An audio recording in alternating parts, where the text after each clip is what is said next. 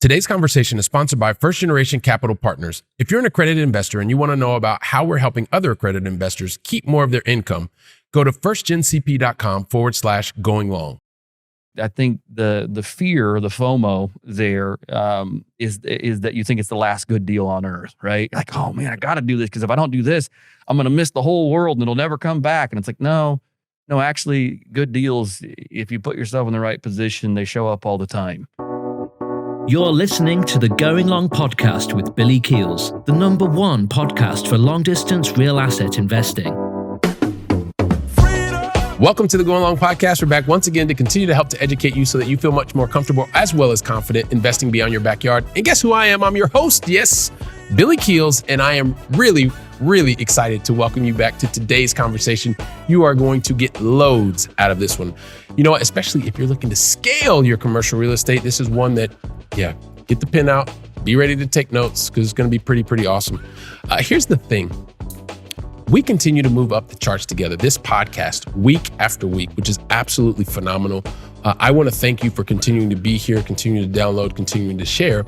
And also, for those of you who continue to leave your honest written reviews as well as ratings, it's phenomenal. Really helps us to attract guests that are going to give you more value, give you more ideas so that you can get closer to your goals much faster. So if you haven't had a chance to do that, there's a nice little short video that we have. It's a link. Check it out here in the show notes, or just go over there now and leave your honest written review. Let us know what you like. Let us know what you'd like to see change and things like that. So also super excited to tell you about this. So many of you have asked where you can go to find the podcast. You now know it has a new home. All you need to do is go to firstgencp.com/podcast. Find everything. Find the show notes. Find the videos. Find the color graphics, all that kind of stuff. Just go check it out, firstgencp.com/podcasts, and you'll find every single episode. Let us know what you think also, too. You can leave that in the show notes, or you can leave that in the notes for the podcast in your review, in your honest review. So also too, for those of you who are looking to be able to scale your commercial real estate, learn more insight into what it's like for passive investors, or even looking for the right general sponsor or key sponsor, general partner. Today's conversation with our guest is going to give you a lot of insights into how to do that. A guy who started in business, moved from business to real estate, and then has built a business out of real estate, commercial real estate specifically. So if you want to know more about how to scale your commercial real estate and do that for your long distance investing success, then you're going to really enjoy today's conversation with Sam Wilson, and we'll get to that right after this. Are you a busy, high-paid professional? Someone that in the previous 2 years has earned $200,000 and is expected to earn $200,000 this year? Or maybe if you filed jointly, previously you've earned $300,000 the previous 2 years and you're also expected to do that this year. Or maybe if not, either individually or jointly, you have $1 million in net worth, not including your primary residence. If you meet any of these criteria, then you're someone that the IRS considers to be an accredited investor. That probably means you're someone like an enterprise software sales executive. You may be an executive in a major corporation. You may be a doctor. You may be a lawyer, maybe a high-paid consultant. You may even work for a major sports franchise. The thing I know you have in common is that you continue to do the hard work. Like you're doing 100% of the work and you're only bringing home 50% of the reward because you continue to get crushed by your income taxes. If you are tired of this situation and you're looking for a new solution, then go to firstgencp.com/going long. When you get there, that's going to help you to start the journey so that you can begin to take back control of your taxes, take control of your time. And then also that means you're going to be able to spend more of the time that you want with the people that you love the most. And that is the way that you're going to get the personal freedom that you're looking for. So if you're looking to take back control, go ahead and go to firstgencp.com/going long and see how we can help you today. So you know what? If you want to learn how to scale your commercial real estate so that your long distance investing portfolio is even safer, then guess what? Today's a conversation that you're going to want to listen to until the very last word. You know why? Because today's guest not only is a business owner who loves helping others place capital outside of the traditional investment sphere. That's music to my ears, by the way, everybody. He is also the owner of Brick & Investment Group that helps investors with passive income opportunities. And he is the host of the extremely popular podcast, How to Scale Commercial Real Estate.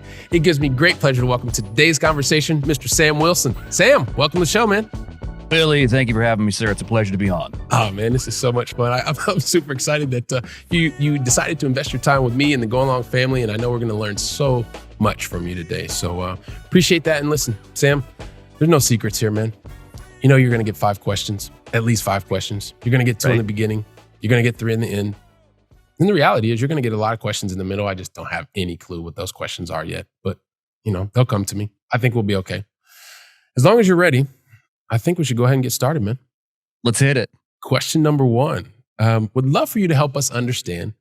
Sam, where is it that you live in the United States? I'm based right almost smack dab in the middle of the country in the Mississippi Delta. I live in Memphis, Tennessee. That's where I'm based. All right, fantastic. I think you wanted to add something. Go ahead. Feel free to add. What do you want to add to Memphis, Tennessee? Go ahead. I never planned on living here. I mean, you understand that story. It's like, hey, how do you get here? I sold a business up north. I hated the cold, and my wife had family down here, and we this is where we stopped. And now it's home for almost a decade. So you're telling this to the guy from Columbus, Ohio, who's decided to live in Barcelona, Spain? Right. I could relate. Yeah, I relate just a little bit, just a little bit. So I appreciate that there, Memphis, Tennessee. So also the other thing, Sam, help us understand, what's the most positive thing that's happened to you in the last 24 hours? Okay, so I'm a big gardener. I love to garden, and every year I've tried to grow squash and zucchini, and there are these bugs called squash vine borers that are horrific bugs, and they always kill my squash every single year. So for 10 years, I've been trying to grow squash, and every year I'm thwarted. And this year, I have an amazing squash harvest. And this morning I went out with the kids in the backyard and said, hey, go get some scissors. We're going to cut the squash off. And the kids came in with armfuls of squash and zucchini. So that was a fun and wonderful win to start the morning. The squash harvest and being able to do that with your kids, I think that's amazing. And I'm going to go out on a limb and say that that's the very first time that we've heard such a story. So thank you very much for sharing that with us, Sam. Absolutely amazing. And here's to the squash harvest, man. That's really, really cool. Appreciate it. Hey, listen, Sam, and I know we've had a chance to speak once or twice before. You're a gracious host, excuse me. I'm getting all tongue-tied and worked up here. And I tend to kind of hold a very high bar for myself. And sometimes that makes me do things that are really sometimes ludicrous, to the point where I tried to tell your entire backstory in 2.5 seconds. Not possible, right? I mean, you've done way too much. You've impacted way too many lives. To try and tell your entire backstory in 2.5 seconds was impossible. So, But here's the thing. I'm going to need your help.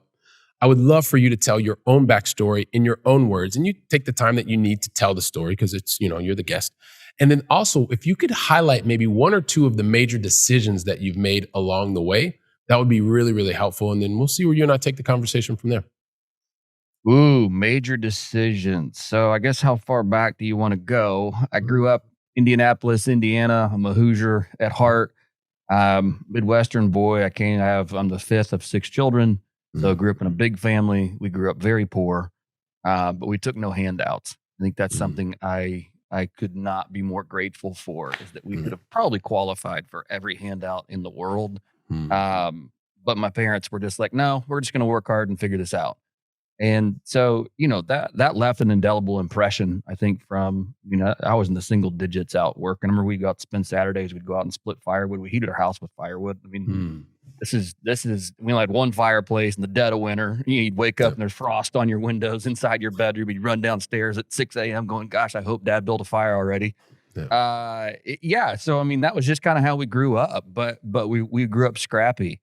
And with that, I think learned early on how to just be entrepreneurial. I mean, it's something where you go, hey, wait, how do we eat? Well, we go make money. Well, how do we make money? And it's they say the necessity is the mother of invention. So yeah, that's kind of how we grew up. By the time I was in late high school, my dad had, and again, he was categorically unemployable just because, he was kind of an independent do-it-yourselfer, which, unfortunately, and to a large degree, I'm grateful he's passed that trait on. It cuts both ways. But by late high school, he had actually started a business that became very profitable. And now, they're in their mid 70s at this point. But the last 15 years of his working life was very, very successful and very profitable. So it was fun to finally see them kind of strike it at about the age of 50. So yeah, I graduated high school, and then I started out, which, we were in the flooring business. So started out in the flooring business with my brother. I never went to school. We, at about age 21, launched a pretty big initiative on a retail front. And then, by the time I was 22, I had 30 guys working for me and running a pretty large flooring operation. Bought out part of that when I was 25, sold that side of the company when I was 30. So made it through the recession, which was awful because we went from 30 guys down to one and then grew the company back. I mean, so we just got hammered in the recession. But, still came out, with my feet underneath me. Sold that company and then got into real estate. And that's a long story that I'll shorten up by just saying, got into real estate. I've done everything you can under the sun in real estate. And here we are almost a decade later, still going long in real estate and loving every minute of it. So the fact that you're loving every minute of what's happening in the real estate space, I think is phenomenal. But you said something really interesting. And I relate to a lot of the things you were saying because my parents, neither of the two of them finished college. My mom went for like a half a year or something like that. And they really put a premium on education. And so as a result, I went to college. I got 2 degrees. My brother got a degree. And, I realized that education was everything. And so you said something that was very interesting, though, because I used to think education meant a college degree. And you said, I think, that you started a flooring business. You never went to school. I would tend to say that you were probably already in school every single day because I don't know too many people who are at 22 years old who have 30 people working for them.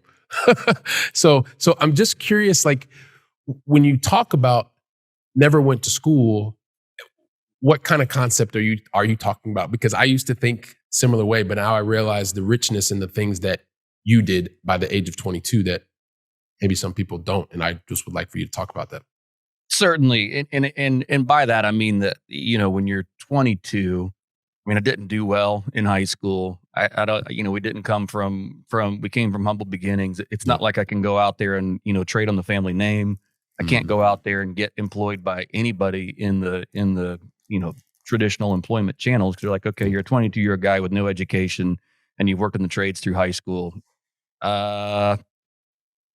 Yeah, you're going to stay in the trades, dude. That's just the economic reality, I think there. So yeah, I guess that's what I think of when I say, hey, I was 22 and the only option I had was to really work for myself and work with my brother. So yeah. And I love that, man. And it is just being able to recognize that because there is a strength in not having the formal education. I appreciate that a lot more now because there are so many people that are experts in what they do that may not have a formal education. For instance, both my parents, neither of the two of them had a formal education, but you know what? We were going to go out and we were going to work and we were going to work really, really hard. And now what we're also helping is to recognize, it's about working hard or harder, but also smarter. Because when you can combine the two of those things, then it gets absolutely fantastic. So here's the thing. And you talked about real estate. And so we understood, I would be curious if you talk to us a little bit about kind of why you actually got into real estate. We understand that that's something that you decided to do. But as someone who's a successful business owner and has a great trajectory, you talked about going from 30 employees to 1, but then you were able to get back to where you wanted to be. I always love to understand how people even came across real assets or real estate specifically for you because you're already a business owner. Maybe you could just touch on that highly.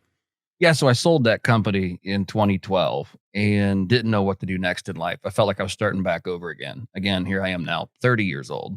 Also, still have no formal education. Also, only worked for myself. Like, again, who out there in the corporate world going to look at a guy like me and be like, yeah, that's going to be a great hire. They're like, no, you don't belong, sir. Which is okay. I just didn't know what to do next. I hadn't really. I say I got into real estate because it was the good Lord having mercy on an idiot. I mean that genuinely. But this goes back to the entrepreneurial bent. Like, get out and provide. Yeah. And so one morning we had moved to Tennessee just because we wanted to head further south. Again, I was sick of the cold. We had the same weather in Columbus as we did in Indiana. And it's not pleasurable. Nope. Except for about 3 months a year, it's great. And otherwise, it's terrible. Yep. So anyway, where was I going with that? Oh, so we lived in Tennessee, just kind of trying to figure out what our next steps were. And I was watching, I started to figure out the foreclosure market. So this was back in 2013. I started watching some foreclosures. Got up one morning, I found a foreclosure coming up for sale. It was about 1.5 miles from the house. I drove, I saw it, came back to the house. I said, hey, Elizabeth, this is my wife. You mind if I go buy a house today? And she's like, no. 2 hours later, I owned a house at the courthouse steps. and we made a pile of money on it by fixing and flipping it. And I said, shoot, I did that once. I could do that again. Mm-hmm. 60 something houses later, many iterations of the business, a portfolio rental property, several years. And, here we are. That's how I got into real estate. And never had a formal plan, never read a book about it. I didn't even know what I was doing. I just knew that there was a house and I could make money on it. And I bought it. And did somebody tell you about it, or is it just literally random that it came across your desk and you were walking down the street and somebody said, hey, or was it just like literally dumb luck? My father-in-law mentioned one time somebody that had bought a house at a foreclosure auction and made a pile of money on it. Yeah. And it got the wheels turning, and then discovered where and this was, again, almost a decade ago. So here in Tennessee, the foreclosure attorneys used to list their listings on the website. They'd be like, hey, 123 Main Street. And they would even give you the opening bid, which nobody does anymore. So I started tracking that one attorney's website, and that's all I knew to do. And I found that foreclosure coming up, and it was just somebody putting that bug in my ear of person X bought this house, they made Y, and my eyes kind of bugged out of my head. I'm like, oh, I can figure this out. There you go. And your mind was already in the process of how I can scale this. I can do this more than once. And so in the point here for the Going Long family, just to understand, I mean, Sam has now, built a very strong, robust business, and we'll talk about that in a little bit, but he didn't have this grand master plan to go in to become this real estate mogul, right? So in many times, it doesn't have to be that way. We hear so many different stories, and Sam is another perfect example of keeping his ears open, right? And once he realized he was in a specific place, he was saying, okay, well, look, I'm going to take action on this. And he took action. He went to the website and he was looking for things. And as soon as he had his first positive experience, the mindset was already, oh, okay, I can do this a couple more times, to the point he said 60 more times or so. And I'm sure that was in a very short period of time. So that's really, really helpful. I also happen to know, and I just want to, before we get to really what you're doing in the commercial real estate space, everybody told me when I got started, Sam, and this was back in, I guess it was 10 years ago, so late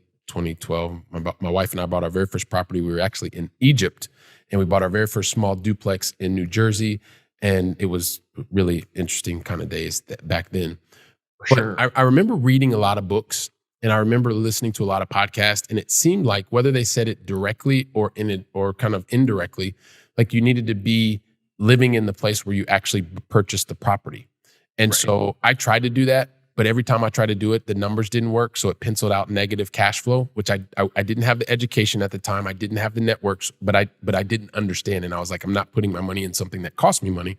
So I decided to do long distance, right? And so since then, I've gotten to the point where I just wanted to share that with the world and say, hey, listen, I know this is pretty contrarian, but you don't have to actually live in the same place where you actually own an asset. I happen to know that you've done this both actively and passively. But it's super contrarian, Sam. Like most people would tell you, don't do that. So will you please share with the Going Long family, like what was it that gave you the impetus to at least try to invest beyond your backyard? Well, yeah. I mean, this would have been, 2018, I was on a mission to get out of single family housing. I just said, man, I don't know what I'm doing next, but I'm getting out of single family because it, just again, the scalable side of it, in 2018, I felt like, which is funny to say, I felt like the housing market was overheated. I was just kind of watching her. I was watching margins compress. We were having now at the foreclosure auctions, we had hedge funds coming and they were paying 98 cents on the dollar for property they'd never even seen the inside of. And I'm like, well, I'm just a small fry and I can't compete with that, nor can I absorb that risk. So let's see. You asked me a question, the confidence. So I went looking for my next asset class. So I was at a conference looking for my next asset class. And at the same time, it was the first time I'd heard about syndication. So this is 4.5 years ago now. So I'm at this conference and I just meet great people doing really great stuff. And it was betting on the right horse is what it was. And so for me, or betting on the right jockey, I guess I should say, not you bet on the jockey, not the horse. Yeah.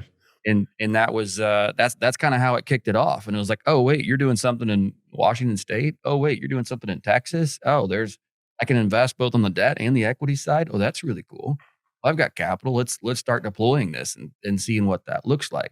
So that was kind of my introduction to broadly diversifying my portfolio around the country on the passive side, which I've then, of course, gone much wider with that net since then. Mhm. But on the active side, I guess it's still the same story, just a little, and you could probably relate to this, Billy. But they, on the active side, it is again finding the right partners that I want to work right alongside that are either the boots on the ground, Yeah. because I'm a general partner on a lot of different assets with actually a variety of teams that I've known for years. And it's like, okay, I know you're the expert locally. I don't have to be there and run and manage that project, but yet we have complementary skill sets. So let's find a way to work together. And so that's the way I've done a lot of my active deals as well. And there's still some active deals I do that are my own projects. But again, it's having the right people in the right places around the country that I know that can manage and operate those.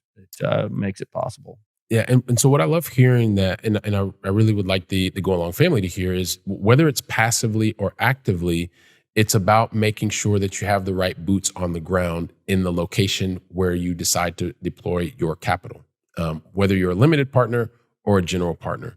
And you talked about as well, really being able to bet on the jockey.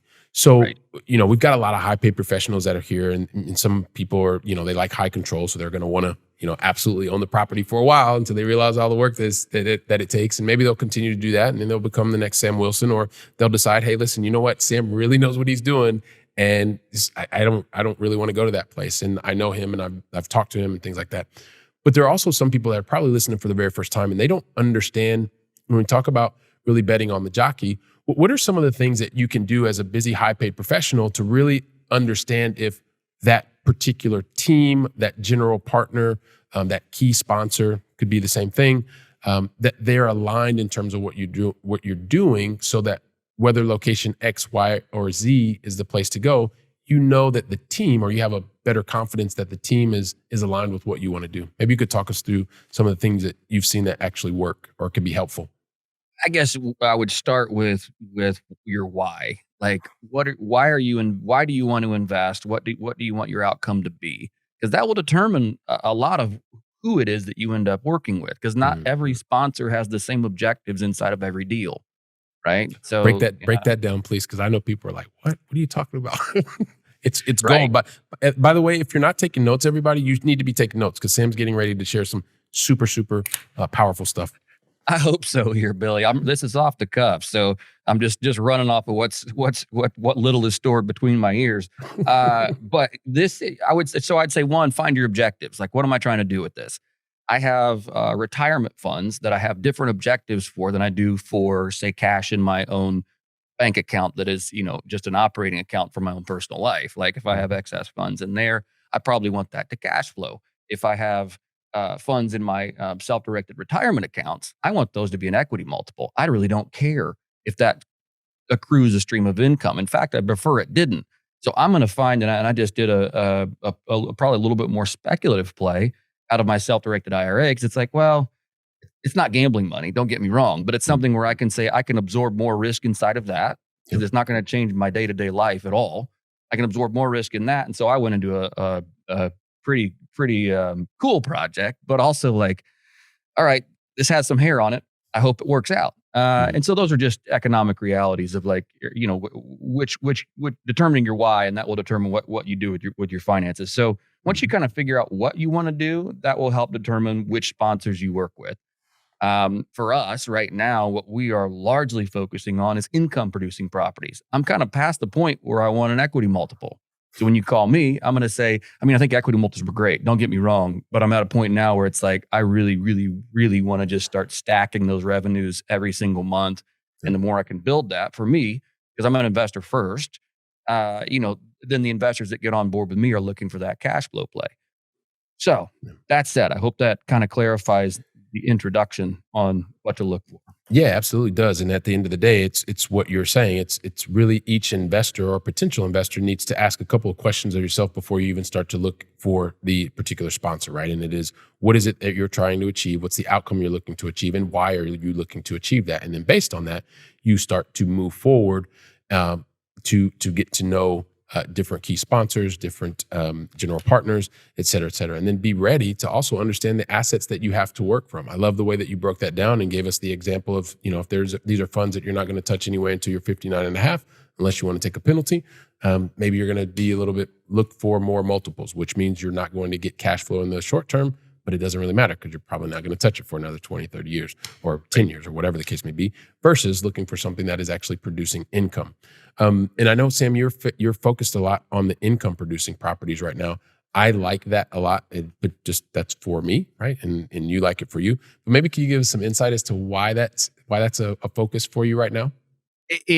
Well, because I guess for my own, and again, for me, I look for stuff I want to invest in, and then I invite my investors along. And so, like, that's, I guess that's the first thing I would say to that. But why am I focused on income producing properties? Because I have such a long history in fix and flips. I have a long history in those, smash and grab paydays, which is what they are. They're great. I mean, they're very, very nice checks when you get the deal closed. But that means, guess what?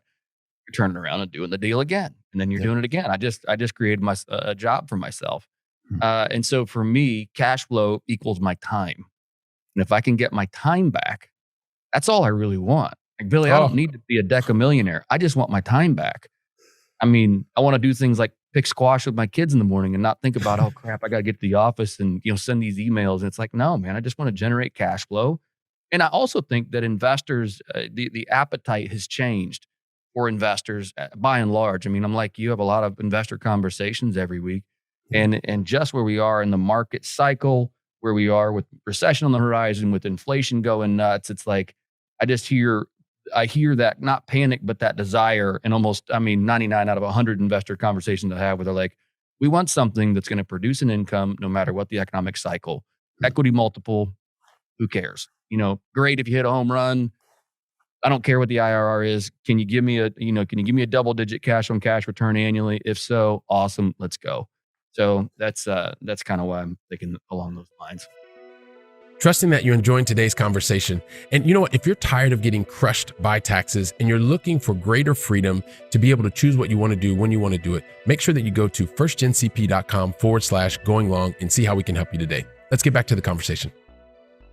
Sam, and I appreciate you sharing that. And I know we're both speaking to a lot of people, but are you finding nowadays that investors are looking more for short-term investments, meaning less than 3 years, or looking to be into something that's a little bit longer, closer to the 10 years end of the spectrum? We've been drugged with these short-term, deals, right?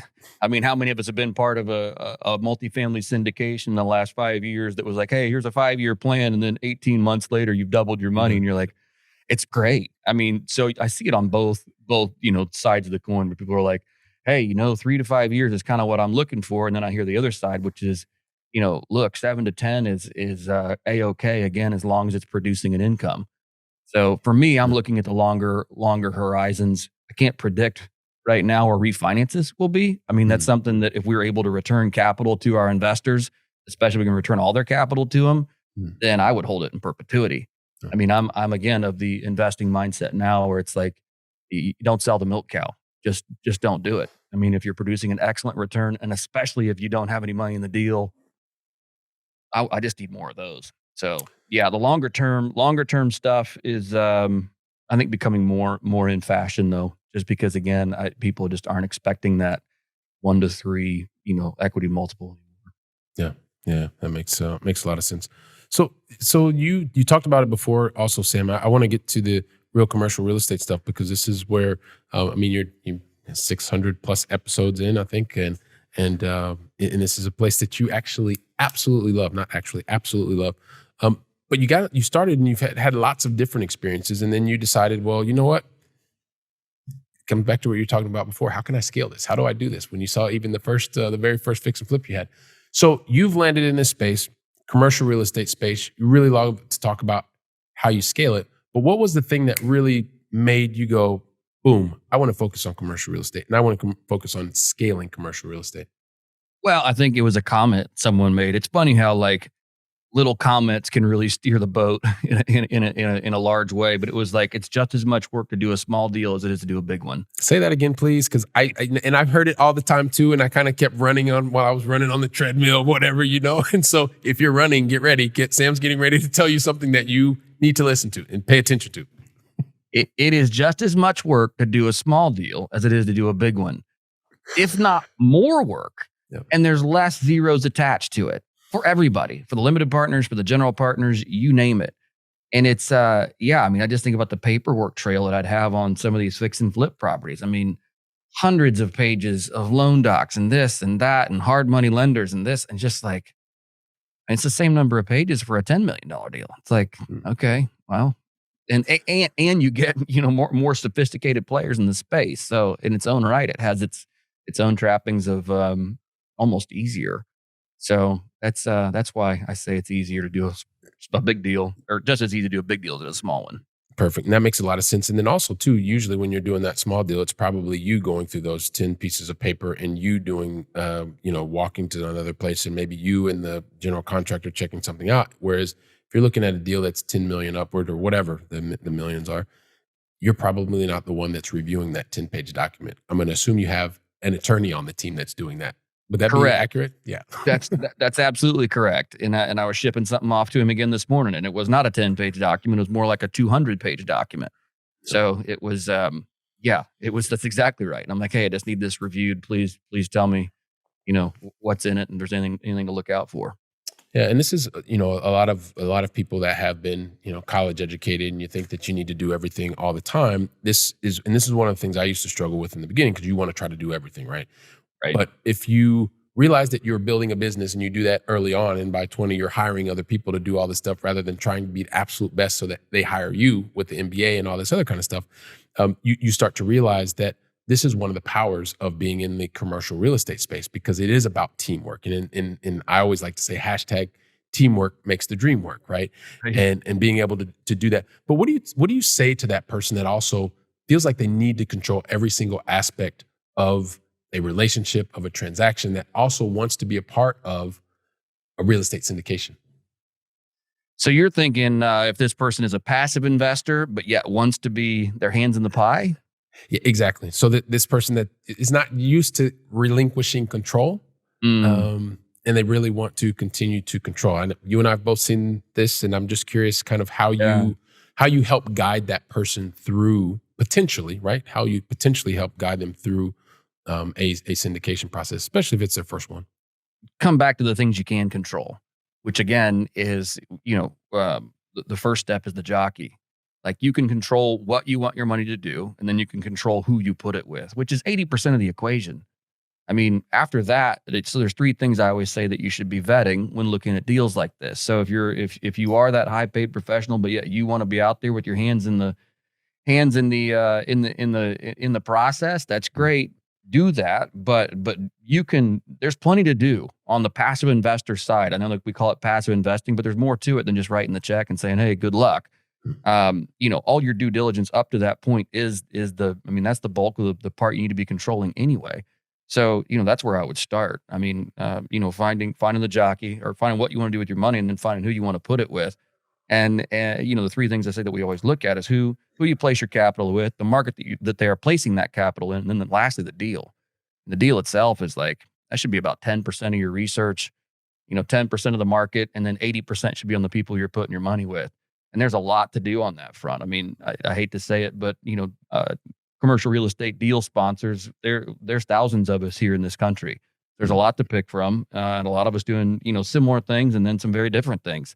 So finding the people you want to work with, I'd say is that there's a lot of control that goes into that. And you as a limited partner do. I mean, while you're giving up, once you write the check and the deal kicks off, you're kind of in the back seat at this point, just as a passenger in the plane, but you certainly get to choose who you fly with. And I love that. And yes, absolutely. At the end of the day, you pick who you fly with. That's all part of it. Sam, sometimes people, as maybe they're looking and they're saying, yeah, I get, Sam, exactly what you say, meet the sponsor, be able to do that. But there are thousands to choose from. And I've come up with a couple that I think I want to connect with, but I don't necessarily know if they're going to give me the time of day, or maybe they're too big and they have somebody else. There's someone on their team that you speak to. You don't actually speak to that person. You speak to someone who else is on their team. So what have you seen that has worked the most effectively in being able to speak to that particular sponsor that inspires you? I mean, yeah. I mean, that just most of us will love and happy to take phone calls. I mean, I don't know if that makes any sense or not, but yeah, get on their email list, get to know them remotely, get to know them via, especially if you're placing, multiple 6-figure checks. I mean, this is something you should go see their projects. I mean, I'm dead serious. It boggles my mind that there are investors that will, send $500,000 and not spend $500 or $1,000 on a plane ticket and go look at the project. Like, I've flown all over the country looking at projects with sponsors. It's like, hey, let's go look at this. I'm trying to think of. I have invested in projects I've not visited, but I already know the jockey. So it's like, all right, I don't need to go see all of them, but it's something where, especially early on, if a sponsor can't take the time, spend a couple hours, go look at some of the projects they have in motion, or maybe, potential acquisitions, it's probably not the right sponsor for you. Bingo. Thank you very much, Sam. You just said it. So what Sam has just very nicely laid out for everyone is every sponsor makes themselves available, their team. And if you are looking to build a relationship and you are placing significant capital, then you have the right to ask for the things that make you feel the most comfortable. If that particular team or individual sponsor is not able to do what you need, then like Sam just said, it's probably best for you to move on, and it's okay for you to move on.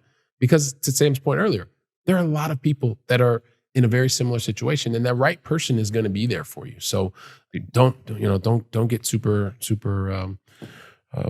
worked up about it. I would also, on the flip side of that, would say that if you're bringing the minimum investment to the table, just remember that you're bringing the minimum investment to the table. And if you call me and say, hey man, I want a full day of your time doing project tours for a minimum investment, I'm probably going to say no. I mean, it cuts both ways. If you said, hey, I'm going to bring $1 million to the project, well, by all means, Billy, let's go tour these. It's worth my time. So you got to honor it both ways. Yeah. And I love you said that as well, Sam, because it is a relationship, which means it goes both ways. And so to that point, if you are bringing the minimum in terms of capital, then it's very difficult, maybe it's unreasonable to expect the absolute maximum. To Sam's point, if you're bringing the maximum, then guess what? You should expect the maximum. Correct. Yeah, and again, every sponsor should be willing to take the time and talk to you. I mean, I'll talk to anybody. I know you. Everybody on my mailing list has my cell phone number. Text me, call me, email me. It's fine. But at the same time, just remember kind of where you are, like you said, in the maximum minimum stack. Like, okay. Yep. It's it is what it is. Listen, I do want you to talk to, before we get into the going long final three, man. Love the podcast. Maybe talk to us about what was the genesis of the podcast, how to scale commercial real estate, and then we'll get into the going long final three, man. Awesome. Two things I would say are the genesis of it. One, I brought a mentor on that really encouraged me to start a podcast. He said, look, man, you need to do this. One, because you need to connect with people such as yourself, Billy, around the world. And that is certainly held true. I would say on a very selfish level, it has connected me with, I mean, again, we're at almost 600 episodes at this point, 600 people around the world doing really cool things in commercial real estate. So as far as a network builder, it's been just amazing for me. But at the same time, it allows me to bring guests like yourself on that I get to highlight to now tens of thousands of listeners. And it's just loads of fun to be able to, produce that content, let people get out there and shine, and, just see the impact and the feedback that has. And of course, then, third and final is, that it does connect me with passive investors as well. So those are, I guess, kind of beneficial things for me, but also, the how to scale is because it's just my story. Yeah. It's like, how do I scale out of single family? How do I actually grow into the commercial real estate space? I didn't know 4 years ago the first thing about commercial real estate, and I'd have probably looked at you a little crazy if you said, hey, Sam, go buy an apartment complex and build a self-storage facility and buy parking lots and, and buy RV resorts. And like, I'd have been like, no, I don't even know how to explain a syndication. So, it's also my own story and getting to bring people on that can help other people that were in the same situation as I am to learn to literally how to scale their commercial real estate portfolio. Fantastic. Yeah. And everybody check out how to scale commercial real estate. Sam's got an awesome podcast over there, continuing to crank out value, and really, really appreciate you sharing that. And here's the thing, Sam, and I this is like these conversations just fly by. Like it's like already time to get into going along final three. And the thing is, because you're our special guest, I don't ever ask anybody to go along final three unless they tell me you're ready. And so my question to you is, are you ready? I'm ready, man. Let's do it. All right. I knew you were going to say that. I had no doubt about it whatsoever. So here we go. We started with you over in Memphis, Tennessee. I'd like to bring it back to my new adopted side of the pond here, although I'm a fellow Midwesterner too, Midwest guy from Columbus, Ohio. Now Europe's kind of like where I reside. So here's the thing. Help us understand, Sam, what is your favorite European city that you've either visited or is still on your bucket list to visit? I dated my wife internationally. She lived in Paris. And so for 2 years back and forth across the pond. Try having it. And this was back in like 2008. So, Skype was it was still that glitchy Skype that, you're like, and then, inevitably you're dating, you have a disagreement about something, which I can't even imagine what we disagree about now. Nothing dating, ever. like how hard can it be? But that said, it was not uncommon I lived in Indianapolis to be like, oh, cool. There's a flight that's $400 I found on whoever it was. I can't remember who was that Irish airline? Aer Lingus. Aer Lingus. There you go. Yeah. So I'd catch a Chicago Aer Lingus flight for like $400 round trip. So Paris was a lot of fun, and certainly, and I know that's kind of probably cliche, but been there a lot, and it was always fun. Oh, absolutely fantastic. My 21-year sabbatical that was supposed to be a 1-year sabbatical started in Paris, France. So, so I can understand that. And my wife and I dated inter-country for quite a while. Not intercontinent, but inter-country. So, So cool. So another vote for Paris. J'adore Paris aussi. So that's kind of cool. And here's the thing. Question number 2 really has a lot to do with the experiences that I have had, just very similar to yourself, being exposed to and having the opportunity to speak to and come into contact with many successful people. And Sam, I would definitely consider you someone who is very successful. You continue to go out and impact so many lives around the globe. And, one of the things that hopefully you agree with me, like I've noticed that when successful people put their mind to something, they put a plan together. As they put that plan together, they tend to go out and they execute, and they get things right from the very get-go. They get them right, and they're able to go faster than most people. Can't believe I said that. No, I'm kidding.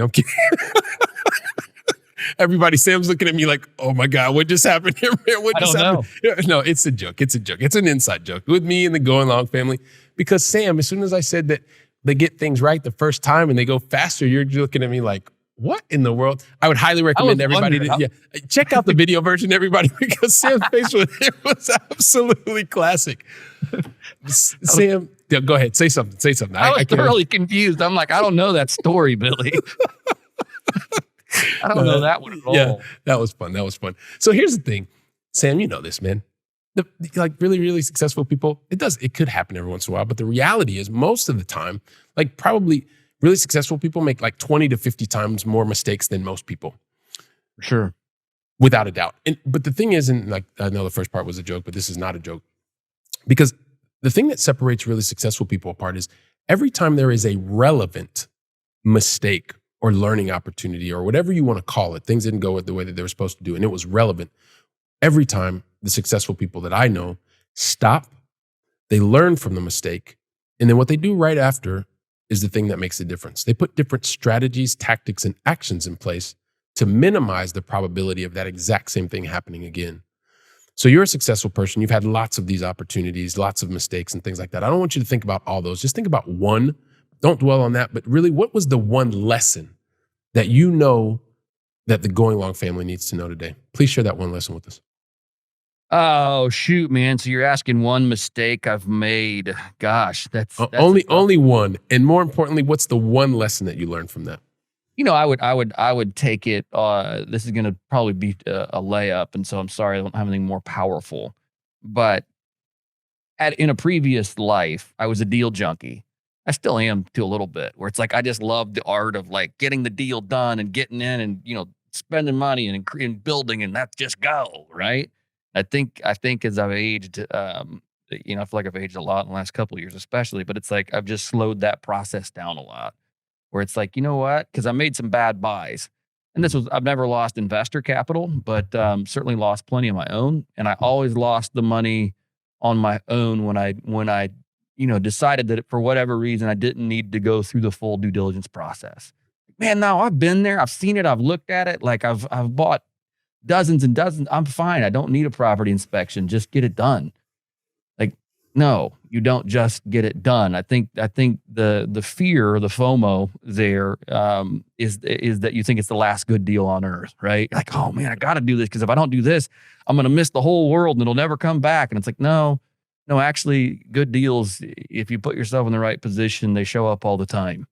So I guess, I don't know if any of that resonates or makes any sense, but I guess I've just learned to really slow down and take my time in deciding whether or not I'm getting into something.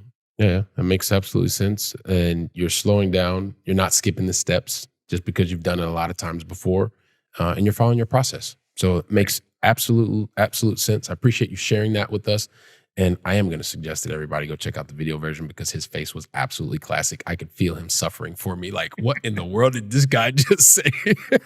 I was confused. I'm like, what? I don't know. That's whatever. What's he talking about? Yeah. So no, listen, before we wrap things up, Sam, love to help feed the brain with knowledge. So love to know the one book recommendation that you would have for me and the Going Long family today. It's not real estate related. It's Doesn't an economics book. It's Henry Hazlitt's Economics in One Lesson. It is classic, man. And it just helps. There's a lot of noise and a lot of fodder out there in the world right now that will just, this cuts through all the nonsense. And it just kind of helps you reframe. And economics, it's kind of a messed up science, if you want to call it that anyway. But this is very practical. So Henry Hazlitt's Economics in One Lesson. It's a great read. Yeah, it is definitely a great read. I recommend that as well. It's a great one. There's another book a guy named Thomas Sowell wrote called Basic Economics. It's a much thicker one though. But yeah, we're going to include Economics in One Lesson. Thank you. I appreciate that. I'm sitting here thinking to myself, man, this is like, these go by super, super fast. I'm thinking you're the fifth of six children. Parents taught you no handouts. You watched the things that they did. And you realized that it was about hard work and doing the things that you needed to do and the things that you wanted to do beyond that. And then also recognizing, hey, look, you're not going to do the formal education route. At the same time, you're going to get really, really educated by taking action. And you were able to do that at a very young age, right? You were able to build a business. You saw the business dwindle. You went from 30 employees to one, and then you built it back again. And then at some point in time, you kind of heard this voice say something about real estate. And it was time to take action again. And you went down to the courthouse, you got this great, amazing opportunity, and you realized, you know what? That worked pretty well. I want to do that again. How do I scale that? How do I make this repeatable? And that took you from that to having a number of different experiences in the real estate space until you finally said, look, I really want to scale this. I want to scale this on much larger with commercial real estate. Not only are you doing that, you're also helping to educate people around that through your podcast. And you know what? I know so many people are thinking to themselves, yeah, Billy, just get on with it. Ask them the question. We want to know, Sam, what is the best way for the Going Long family to get in touch with you to find out more about you and also what you've got going on at Bricken Investment Group? Man, there's one really easy way. Go to brickeninvestmentgroup.com. That's BRICKEN, investmentgroup.com/join. Just join our investor club. That's how you get notified of any opportunities. You get an opportunity, obviously, to schedule a phone call with me as well. And then also I send out a newsletter every Friday. So it's the only way to really hear from me is being a part of the Bricken Investor Club and getting on that newsletter. And again, happy to take phone calls, schedule calls, whatever, any point in time, and communicate via those channels as well. But that's probably the easiest and fastest way to do it. And then, of course, check out the podcast, How to Scale Commercial Real Estate. All right. Fantastic, man. So you make it pretty simple, pretty easy. And also when you reach out to Sam, everybody, just let him know you already invested time listening to us here, have this conversation today. It'll make the conversation for the two of you much easier. So listen, with that stated, Sam, I just want to thank you from the bottom of my heart, man. Really appreciate you deciding to invest your time with me and the entire Going Long family. And thank you very much. Thank you, Billy. Appreciate you having me on. All right. Perfect. If you give me like 10, 15 seconds and we'll wrap things up really quickly and I'll get you out of here. No problem. Going Long family, listen. Sam pretty much left it all here. He gave you very practical examples, actions that you can take today. I'm going to highly recommend that you start taking those actions today as well as sharing today's conversation. Share it with your family, share it with your friends, talk about it, help them move from the theory to more practical knowledge.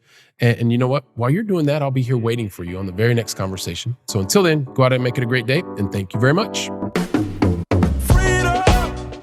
Trust that you enjoyed today's conversation. And once again, today's conversation was sponsored by First Generation Capital Partners. If you're an accredited investor and want to find out more about how we're helping accredited investors to gain their personal freedom even faster, go to firstgencp.com/going long.